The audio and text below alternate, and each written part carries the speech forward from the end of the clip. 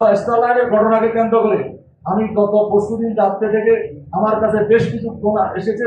আমি সাথে সাথে বলেছি, যদি স্টারলাইন যদি এই ঘটনার সাথে জড়িত থাকে, যদি ভিডিও করতে তাদের কোনো স্টাফ জড়িত থাকে, তাদের বিরুদ্ধে আইনগত ব্যবস্থা করা হোক। এবং সাংবাদিক ভাইয়েরা, আপনারা তো ইতিহাসের সাক্ষী, ছোট্ট একটি শহর, আপনারা তো এটার ফয়সালা করে দিতে পারেন আপনাদের সাংবাদিক জীবনের মাধ্যমে। কেন আমরা আবার মানববন্ধন করতে যাবো? সেখানে মানববন্ধনে যদি কেউ যদি বোম মারবে, কেউ যদি এখানে নিক্ষেপ করে, এ দায় কে নিবে? এই আবার যদি আমরা ফেনীতে অশান্ত করি, ফেনীতে অশান্ত করার জন্য নানাবিধ চক্রান্ত রাজনৈতিক দলের জড়িত আছে এবং পাশাপাশি বিভিন্ন গ্রুপ, উপগ্রুপ, বিভিন্ন সিন্ডিকেট এদের কেন্দ্র করে একটা অস্থিতিশীল পরিস্থিতি করার জন্য সর্বশ্রেণীর সর্বশ্রেণীতে দুই একজন করে কিছু সুযোগ প্রেরক আছে। আমরা চাই ছাত্র বৈষম্য নেতৃবৃন্দ আপনাদেরকে সাধুবাদ জানাই আপনাদের কর্মকাণ্ডের কারণে। যদি এমন কোন সিদ্ধান্ত আপনারা নেন যে ফেনীর আপনাদের কারণে ফেনী অস্থিতিশীল হয়ে যায়, তাহলে সেখানে আমরা বসে থাকবো না। আমরা এখানে রাজনীতি করতে শুধু রাজনীতি করি না, আমরা সমাজনীতি করি, ব্যবসা বাণিজ্য করি, মানবিক কাজ করি।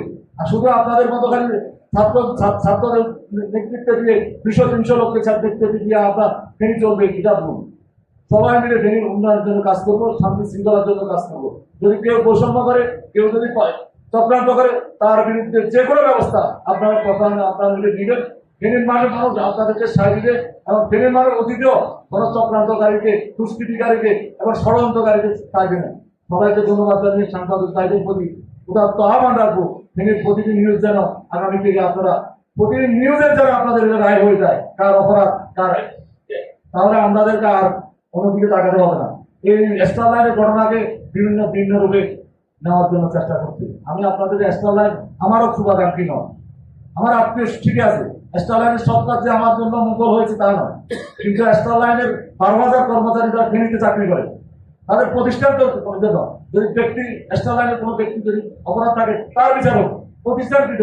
গত 5 তারিখে আমরা দুটা প্রতিষ্ঠানে আগুন লাগানোর জন্য কিছু কথিত লোক বারবার এই স্টারলাইন দাউদপুর রাইসমিল এবং এই রতনপুর কাশিমপুর ফ্যাক্টরি এবং উচ্চ কিছু লোক এই গাড়িগুলো চালানোর জন্য, ফ্যাক্টরিগুলো চালানোর জন্য তারা বারবার যদি ব্যক্তি স্টারলাইনের প্রতি যদি কোনো ক্ষুব্ধ থাকে, তাদের বিচার করা হোক। তাদের যদি তার কোনো বৈষম্য করা থাকে, সর্বপ্রকাশ্যে তাদেরকে রাস্তায় তাদের বিরত করা হোক।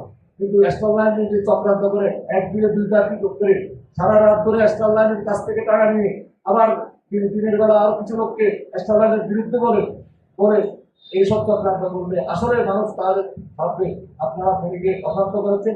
একটি মাত্র প্রতিষ্ঠান, তাদের 12,000 কর্মচারী